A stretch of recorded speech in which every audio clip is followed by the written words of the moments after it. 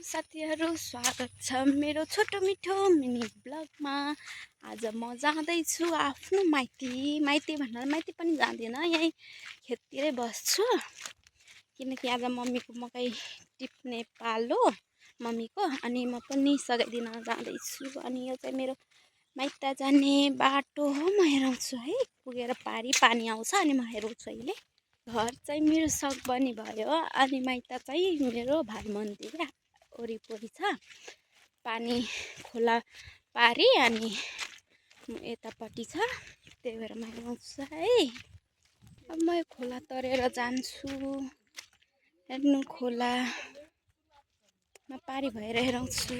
अहिले म त खोला तारिरहेको छु, त्यही गाह्रो भएर हँसुवा बोरा लुगा लिएर जाँदैछु कि घाँस काटेर पनि आउनु पऱ्यो नि त उताबाट।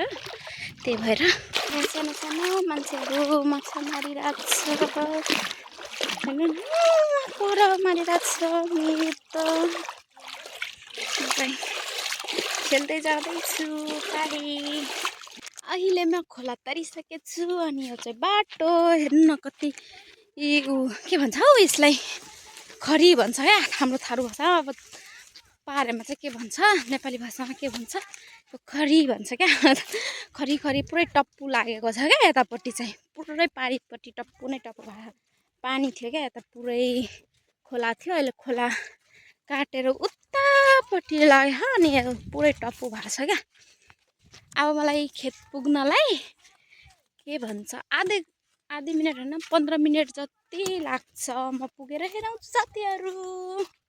अहिले म खोला तरेर टप्पु पनि कट्न लाग्छु। कस्तो डरावना क्या, मलाई एक्लै कस्तो डर लागिरहेको थियो। त्यही पनि अब कटिसकेँ अनि यता मान्छे देखेर अलिक ढुक्क भएको क्या। एक्लै त कस्तो डर लाग्छ यस्तो घाममा, त्यही पनि अहिले 11 बजेको दिउँसो। ओ माई गड, घाम पनि के साह्रो छ, सरी पसिना पुरै आइरहेको। तर म खेत पुग्न टाढा जस्तो छ नि, त्यहाँ हाम्रो खेत मामुको खेत अनि उता परतिर छ मामुको घर, हाम्रो माइत। अहिले म पुगिसकेँ मम्मीको खेत।